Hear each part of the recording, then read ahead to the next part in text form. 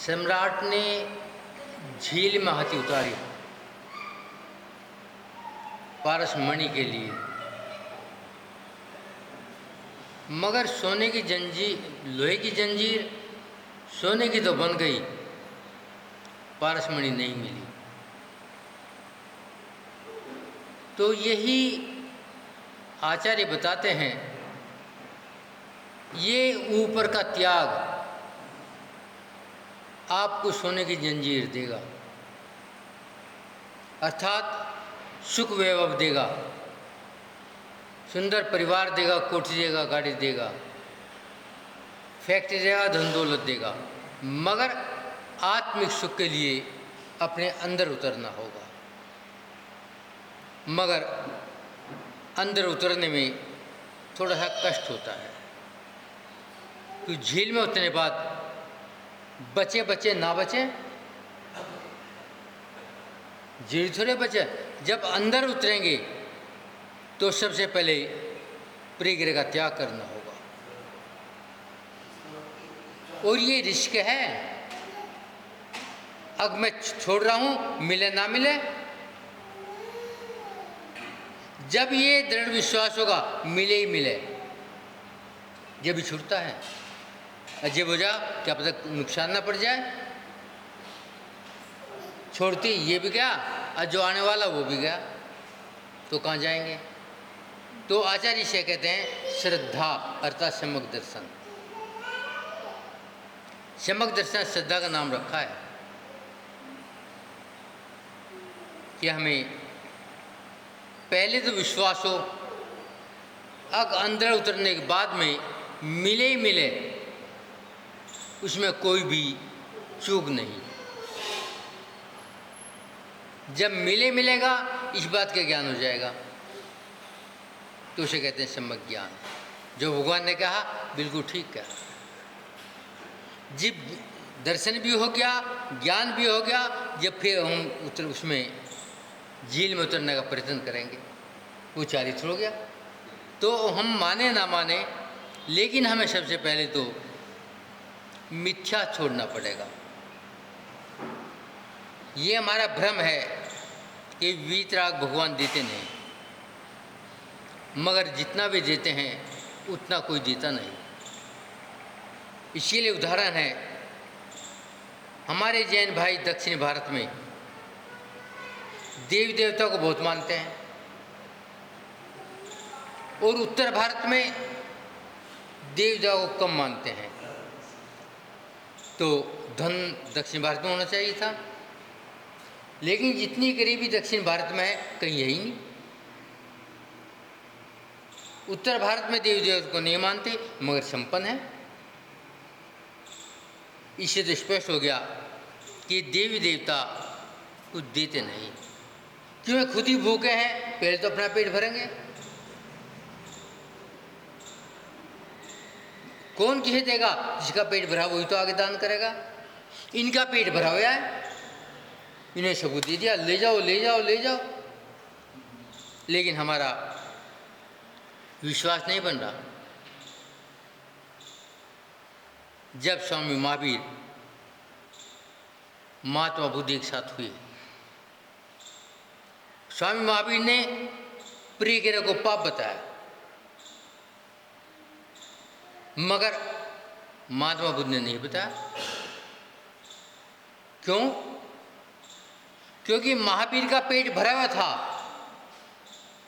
धन के अंबार थे। प्रिय छोड़ो, और महात्मा बुद्ध के सारे अन्यायी भूखे थे,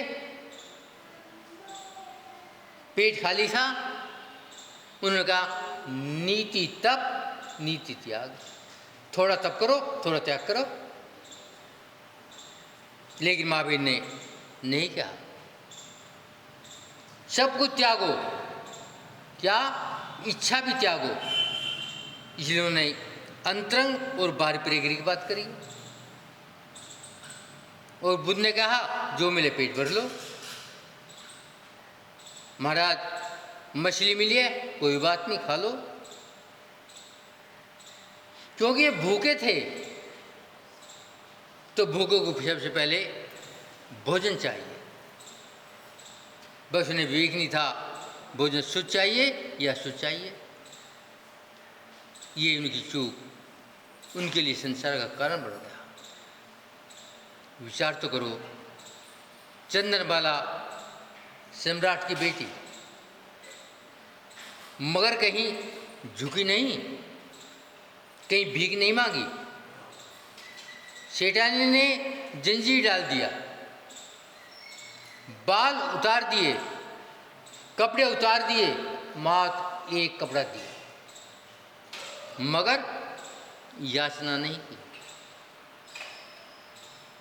खाने के लिए सूप में उड़द के दाने,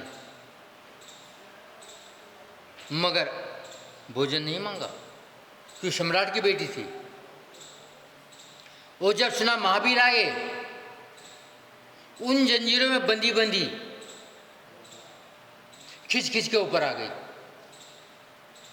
अपने आप लाना, वो जंजीरों को खींचना। और जैसे महावीर दिखे, नहीं देखा मेरे पात्र में क्या है, भोजन है नहीं है, और प्रगान कर लिया। जैसे ही प्रगान हुआ, बाल बन गए, शरीर पर सुंदर वस्त्र बन गए, सूप में सारे भोजन बन गए, सूप का पात्र बन गया, क्योंकि श्रद्धा थी। और यही श्रद्धा जब हम अंदर उतरेंगे, हमें सोने की पारसमणि मिलेगी। लगन में अंदर उतरना नहीं चाहता, पहले शक, पता नहीं कैसे होगा, कैसे होगा, कैसे होगा।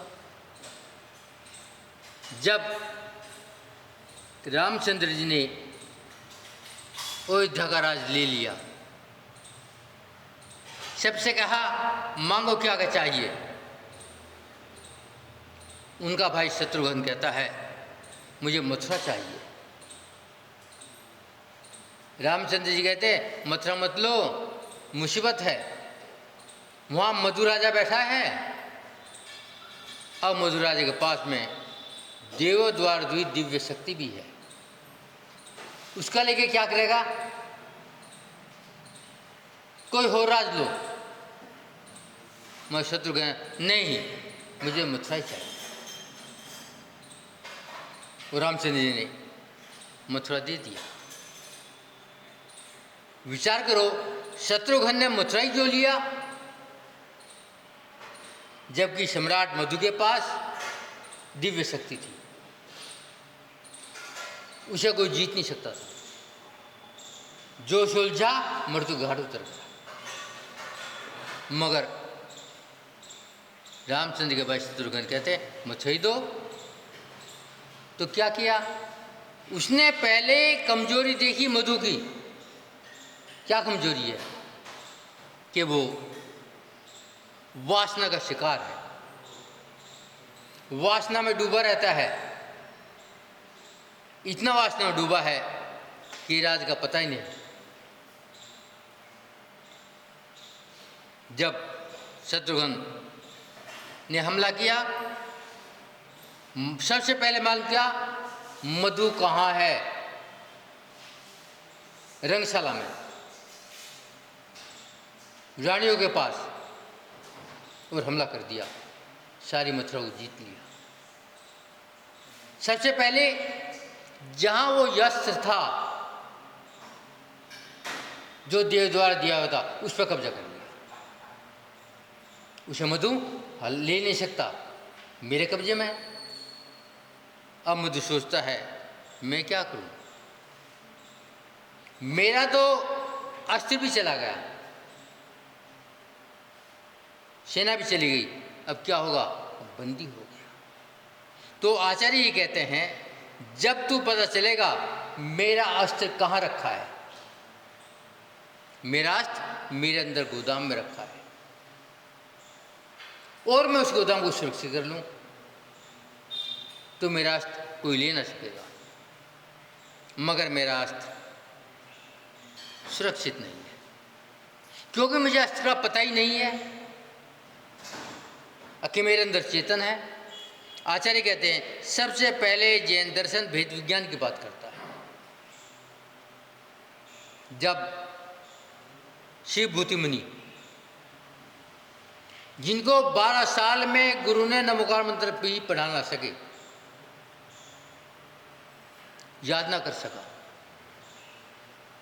गुरु ने कहा भैया बहुत मुश्किल है, तुम तो अपने घर जाओ। जब 12 साल में एक मंत्र याद नहीं कर सके, तो मुनि महाराज शिवभूति हार के लिए चल पड़े। हार की मुद्रा बना ली और मुद्रा बनाते बनाते चले नदी के किनारे पाए एक माँ उड़द धोरी थी। भूल गए मुद्रा को और कहा अम्मा क्या कर रही है? महाराज जी दाल धो रही हूँ। क्यों धो रही हो? छिलका अलग कर रही हूँ, गिरी अलग करो, गिरी से भोजन बनेगा और ये छिलका गाय को डलेगा। बस यही तो मेरे गुरु बताते हैं। ये जो छिलका है ये अग्नि में डलेगा और गिरी सिद्धालय में पहुंचेगी। और मैंने आज तक गिरी को देखा नहीं। बस बैठ के गिरी के चक्कर में ध्यान करने, और गिरी पा गई अर्थात केवल ज्ञान हो गया। और केवल ज्ञान होते ही देव केवल ज्ञान की पूजा करने के लिए आ गए। गुरु ने पूछा देवों से, आज कहाँ चले? और तुम्हारे शिष्यों को केवल ज्ञान हो गया। किसको? शिव बुद्ध को, अज्ञानी को हो गया। अब गुरु शिष्य के चरणों में है। देशना सुन रहे हैं तो आचार्य कहते हैं सबसे पहले श्रद्धा, जो कि समुद्र दर्शन का है, फिर ज्ञान, उस पर पक्का पक्का होने के बाद हाँ ये ही ठीक है, उस बात चरित्र आ जाएगा। ये शिव कुमार भूति का एकदम श्रद्धा, ज्ञान और चारित्र तीनों आ गए। अनेक उदाहरण पड़े हैं, लेकिन हम कभी जानने का प्रयत्न नहीं करते कि हमारी गिरी कहाँ है या हमारी चेतना कहाँ है, हम कहाँ बैठे हैं। जिस दिन हम अपनी गिरी पर हमें विश्वास हो जाएगा तो हम संसार के भटकन दूर कर देंगे। चाहे उसे सोने की जंजीर कह लो, चाहे उसे आत्मा कह लो, चाहे उसे दीक्षा कह लो, कुछ भी कह लो, मगर हमें अपनी आत्मा को सबसे पहले जानना होगा। इससे पहले कुछ नहीं होगा। यही समय सार बताता है। ओम शांति।